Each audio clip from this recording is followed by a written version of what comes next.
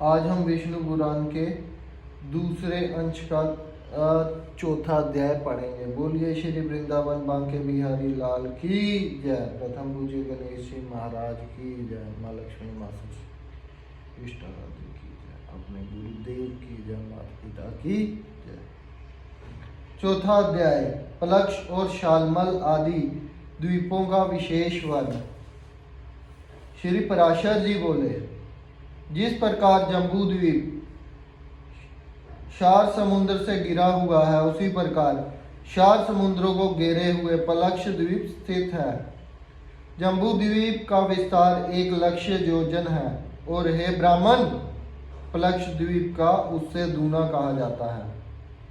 पलक्ष द्वीप के स्वामी मेघातिथि के 7 पुत्र हुए। उनमें सबसे बड़ा शांतहेय था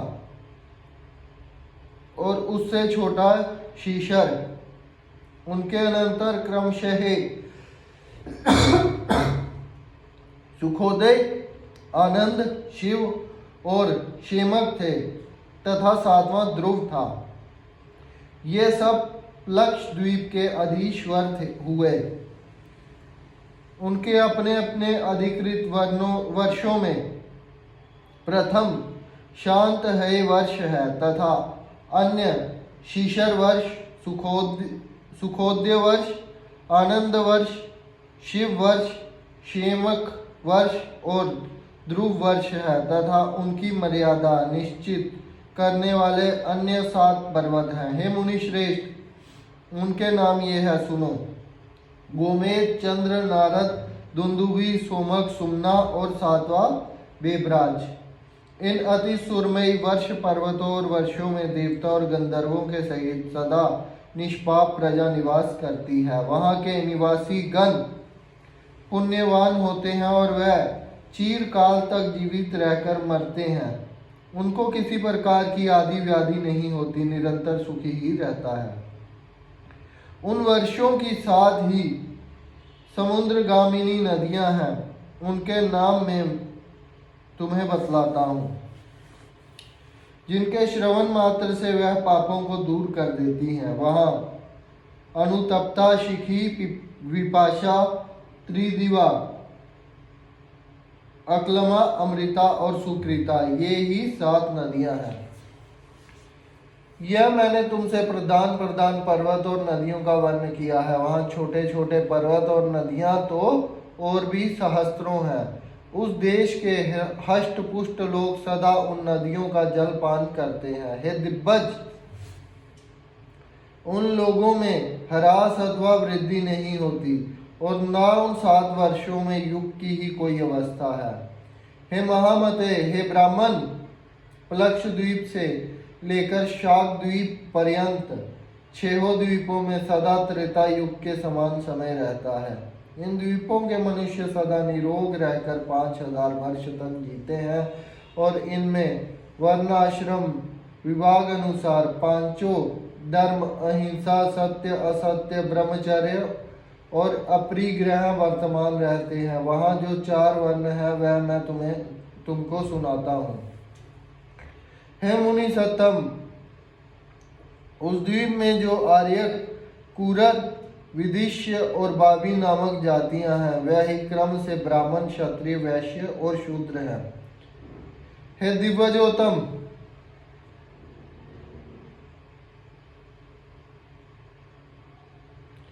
उसी में जम्बू वृक्ष के ही परिणाम वाला एक पलक्ष पाकर का वृक्ष है, जिसके नाम से उसकी संज्ञा पलक्ष द्वीप हुई है। वहाँ आर्य का आदि वर्णों द्वारा जगत रचयिता सर्वरूप सर्वेश्वर भगवान हरि का सोम रूप से यजन किया जाता है। पलक्ष द्वीप अपने ही बराबर परिणाम वाले वृत्ताकार चक्षुर के समुद्र से गिरा हुआ है। हे मित्र, इस प्रकार मैंने तुमसे संक्षेप में पलक्ष द्वीप का वर्ण किया। अब तुम शालमल द्वीप का विवरण सुनो। शालमल द्वीप के स्वामी वीरवर वभूषमानु थे। उनके पुत्रों के नाम सुनो। हे महामुने, वह श्वेत, हरित, जीमूत, रोहित, वेगूत, मानस और सुप्रभ थे। उनके 7 वर्ष उन्हीं के नामानुसार संज्ञा वाले हैं। यह प्लक्ष द्वीप को घेरने वाला चक्षुर का समुद्र अपने से दूने विस्तार वाले इस शालमल द्वीप से चारों ओर से घिरा हुआ है। वहां भी रत्नों के अद्भुत स्थान रूप 7 पर्वत हैं जो उसके 7 वर्षों के विभाजक हैं तथा 7 नदियां हैं। पर्वतों में पहला कुमुद, दूसरा उनक और तीसरा बलाहक है तथा चौथा द्रोणांचल है जिसमें नाना प्रकार की महौषधियां हैं। 5वां कंक, 6ठा महिष और 7वां गिरिवर कुकुंद मानु है। अब नदियों के नाम सुनो।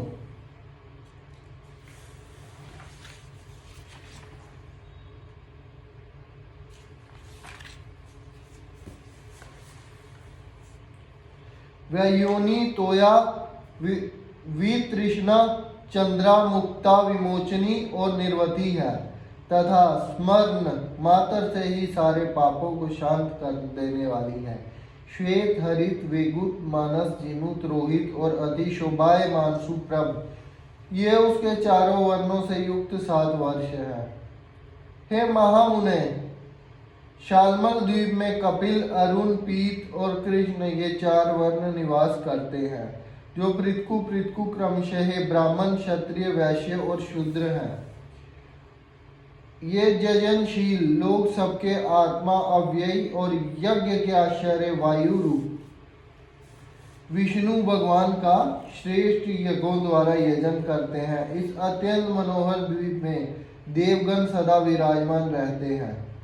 इसमें शालमल सेमल का एक महान वृक्ष है जो अपने नाम से ही अत्यंत शांतिदायक है। यह द्वीप अपने समान ही विस्तार वाले एक मदिरा के समुद्र से सब ओर से पूर्णतः घिरा हुआ है और यह सूरा समुद्र शालमल द्वीप से दूने विस्तार वाले कुश द्वीप द्वारा सब ओर से परिवेष्टित है। कुश द्वीप में वहां के अधिपति ज्योतिषमान के 7 पुत्र थे। उनके नाम सुनो। वह अद्वित, वेणुमान, वेरत, लंबन, दृति, प्रभाकर और कपिल थे। उनके नामानुसार ही वहां के वर्षों के नाम पड़े। उसमें दैत्य और दानवों के सहित मनुष्य तथा देव, गंधर्व, यक्ष और किन्नर आदि निवास करते हैं।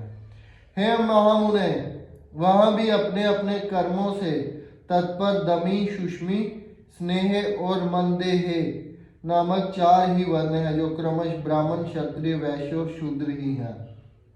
अपने पारबद्ध क्षय के निमित्त शास्त्र अनुकूल कर्म करते हुए वहां कुश द्वीप में ही वह ब्रह्म रूप जनार्दन की उपासना द्वारा अपने पारबद्ध फल के देने वाले अत्युग्र अहंकारक क्षय करते हैं। हे महामुने, उस द्वीप में विद्रुम, हेमशैल, गृतिमान,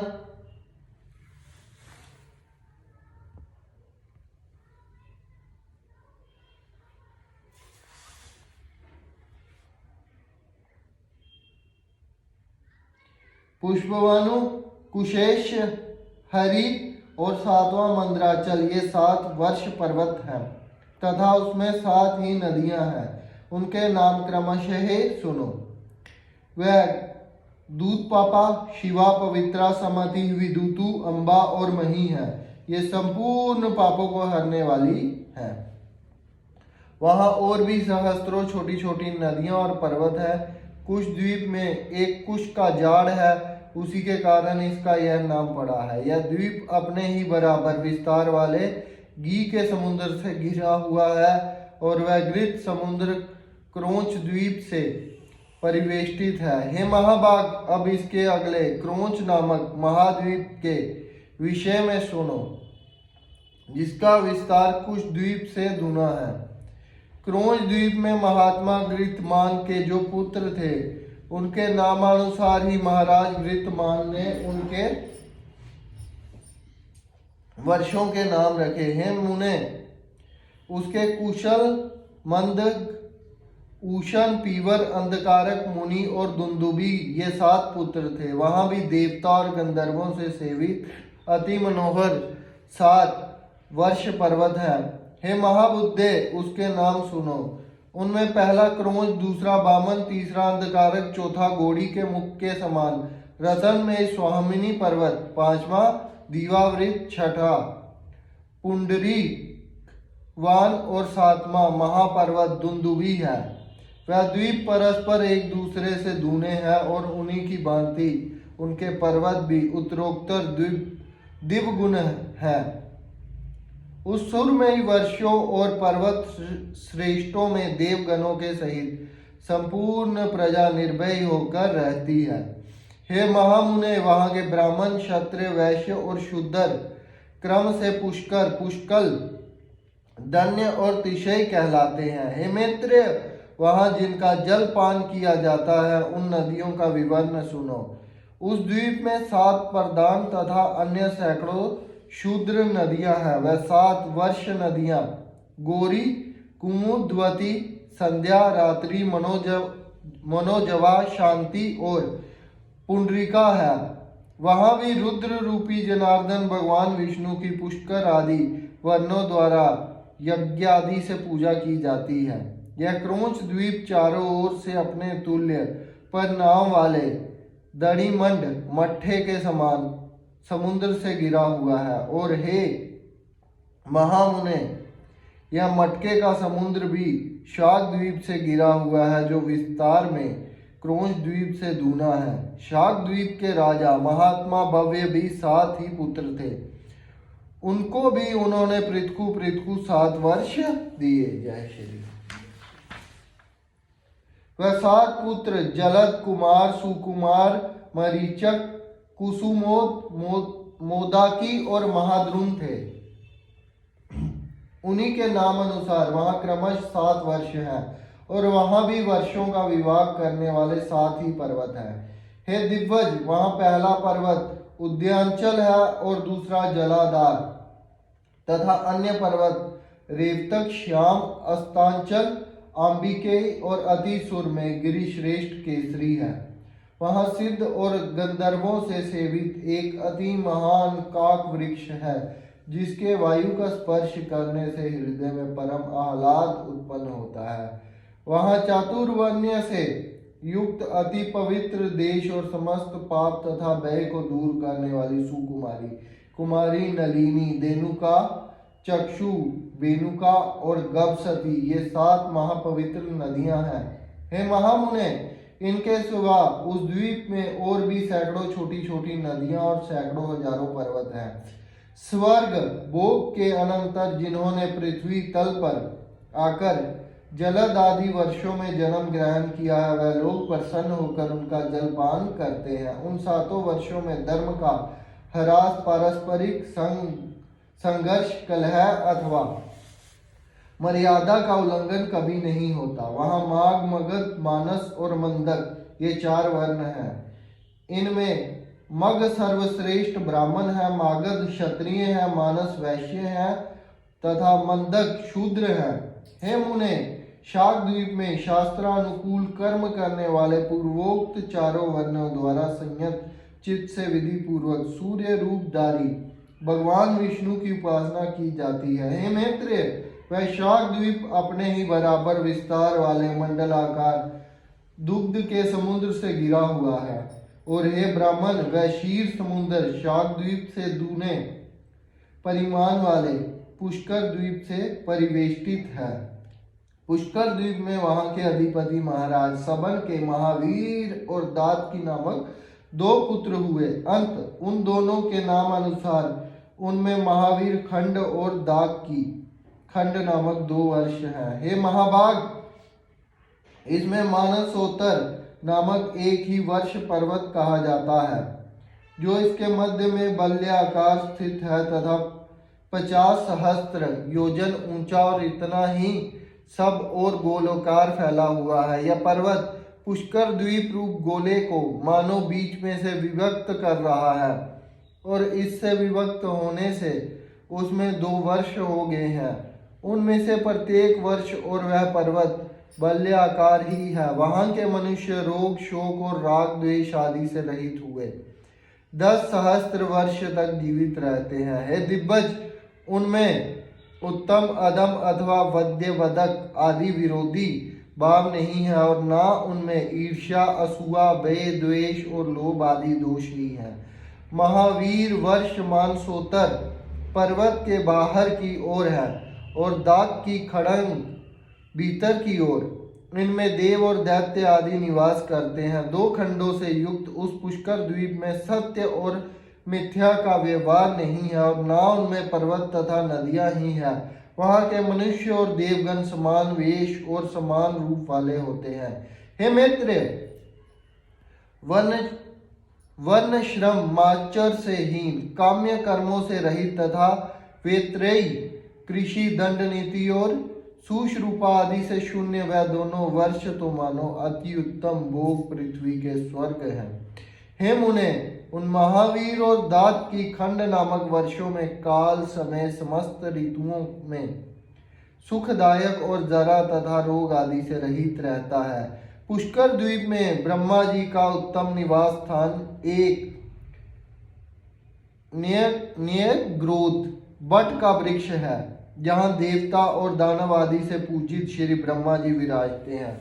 पुष्कर द्वीप चारों ओर से अपने ही समान विस्तार वाले मीठे पानी के समुद्र से मंडल के समान गिरा हुआ है। इस प्रकार 7 द्वीप 7 समुद्रों से घिरे हुए हैं, और वे द्वीप तथा उन्हें घेरने वाले समुद्र परस्पर समान हैं और उत्तरोत्तर दूने होते गए हैं। सभी समुद्रों में सदा समान जल रहता है, उसमें कभी न्यूनता अथवा अधिकता नहीं होती।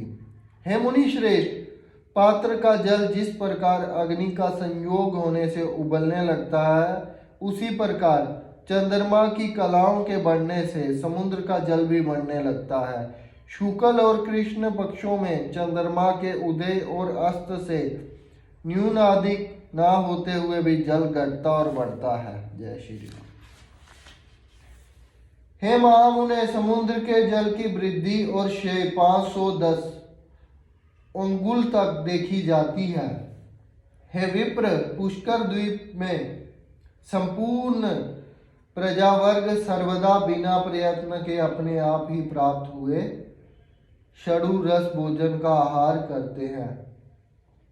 स्वादुदक मीठे पानी के समुद्र के चारों ओर लोग निवास से शून्य और समस्त जीवों से रहित उससे दूनी स्वर्णमयी भूमि दिखाई देती है। वहां 10 सहस्त्र योजन विस्तार वाला लोकालोक पर्वत है।